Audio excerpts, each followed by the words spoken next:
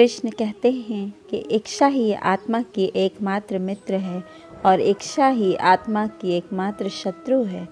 जिन्होंने खुद को जीत लिया है उनके लिए इच्छा एक मित्र है, लेकिन यह उन लोगों के दुश्मन है जिन्होंने अपने भीतर आत्मा को नहीं पाया है। सर्वोच्च वास्तविकता उन लोगों की चेतना में प्रकट होती है जिन्होंने खुद को जीत लिया है। शांत मन में ध्यान की गहराइयों में आत्मा स्वयं को प्रकट करती है। स्वयं के माध्यम से स्वयं को देखकर एक आकांक्षी पूर्णता के आनंद और शांति को जानता है। कोई भी हो जो अच्छा काम करता है उसका कभी भी बुरा अंत नहीं होगा, न तो यहाँ और न ही आने वाले युग में। गंभीर तपस्या और ज्ञान मार्ग से ध्यान श्रेष्ठ होता है।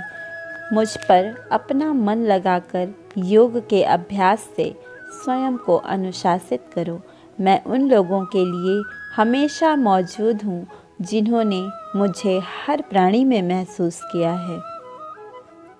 व्यक्ति जो चाहे बन सकता है यदि वह विश्वास के साथ इच्छित वस्तु पर लगातार चिंतन करे।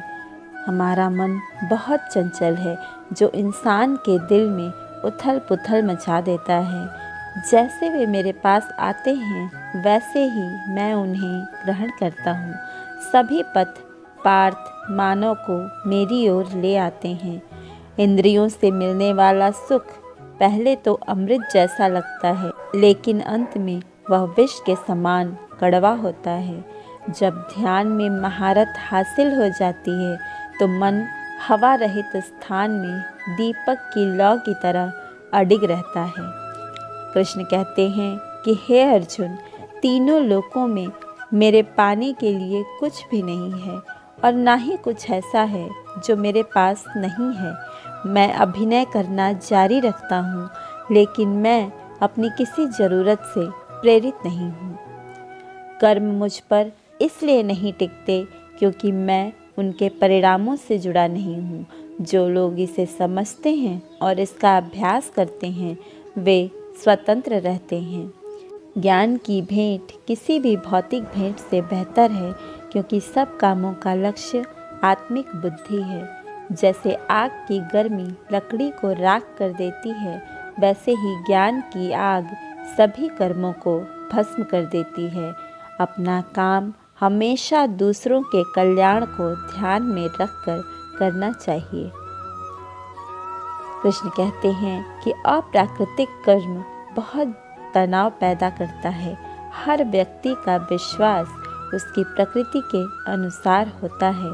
मैं उन्हें ज्ञान देता हूँ जो सदा मुझसे जुड़े रहते हैं और जो मुझसे प्रेम करते हैं।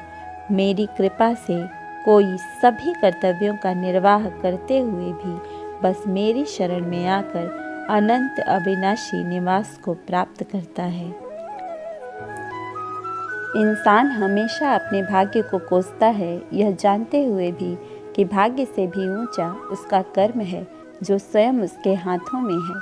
व्यक्ति को आत्मज्ञान के माध्यम से संदेह रूपी अज्ञानता को समाप्त कर देना चाहिए। मैं उन्हें ज्ञान देता हूँ जो सदा मुझसे जुड़े रहते हैं और मुझसे प्रेम करते हैं। सत्य कभी दावा नहीं करता कि मैं सत्य हूँ, लेकिन झूठ हमेशा दावा करता है कि सिर्फ मैं ही सत्य हूँ। परिवर्तन इस संसार का नियम है। समय के साथ संसार में हर चीज़ परिवर्तन के नियम का पालन करती है। मैं भूत, भविष्य और वर्तमान काल के तीनों जीवों को जानता हूँ, लेकिन मुझे वास्तव में कोई नहीं जानता। मनुष्य जिस रूप में ईश्वर को याद करता है, ईश्वर भी उसी रूप में उसे दर्शन देते हैं। सज्जन व्यक्तियों को सदैव अच्छा व्यवहार करना चाहिए, क्योंकि इन्हीं के पद चिन्हों पर सामान्य व्यक्ति अपने रास्ते चुनता है। बुद्धिमान को अपनी चेतना को एकजुट करना चाहिए और फल की इच्छा छोड़ देनी चाहिए। इस संपूर्ण संसार में कोई भी व्यक्ति महान नहीं जन्मा होता है, बल्कि उसे कर्म ही उसे महान बनाते हैं। कृष्ण कहते हैं कि वह जो सभी इच्छाओं का त्याग कर देता है उसे ही शांति की प्राप्ति होती है। संपूर्ण संसार में जब जब अधर्म और पाप बढ़ता है तब मैं धर्म की पुनः स्थापना के लिए धरती पर अवतार लेता हूँ। जैसे अंधेरे में प्रकाश की ज्योति जगमगाती है, ठीक उसी प्रकार से सत्य की चमक भी कभी फीकी नहीं पड़ती। इसलिए व्यक्ति को सदैव सत्य बोलना चाहिए। कृष्ण कहते हैं कि मैं सभी प्राणियों के हृदय में विद्यमान हूँ। जो व्यक्ति मृत्यु के दौरान मेरा नाम लेता है वह सदैव मेरे ही धाम को प्राप्त होता है, इसमें कोई संदेह नहीं है। ऐसा कुछ भी नहीं है, चेतन या अचेतन, जो मेरे बिना अस्तित्व में रह सकता हो। जिसने जन्म लिया है उसकी मृत्यु निश्चित है और मृत्यु के पश्चात पुनर्जन्म भी निश्चित है। मनुष्य का शरीर 5 तत्वों से मिलकर बना है, अग्नि, जल, वायु, आकाश और पृथ्वी, और अंत में उसके शरीर को इन्हीं 5 तत्वों में विलीन हो जाना है। व्यक्ति को अपने आप को सदैव ईश्वर को समर्पित कर देना चाहिए, तभी वह दुखों, चिंता और परेशानियों से मुक्त रह सकता है। प्रत्येक बुद्धिमान व्यक्ति को क्रोध, लोभ त्याग देना चाहिए, क्योंकि इससे आत्मा का पतन होता है। तुम बिना किसी कारण की चिंता करते हो और बेवजह ही घबराते हो। तुम तो आत्मा हो, जिसे ना तो कोई मार सकता है और ना ही जला सकता है। यही जीवन की सच्चाई है, जिसे प्रत्येक व्यक्ति को समझना चाहिए। न तो यह शरीर तुम्हारा है और ना ही तुम इस शरीर के मालिक हो। यह शरीर 5 तत्वों से बना है, आग, जल, वायु, पृथ्वी, आकाश। एक दिन यह शरीर इन्हीं 5 तत्वों में विलीन हो जाएगा। कृष्ण कहते हैं, तुम्हारा क्या गया जो तुम रोते हो? तुम क्या लाए थे जो तुमने खो दिया? तुमने क्या पैदा किया था जो नष्ट हो गया?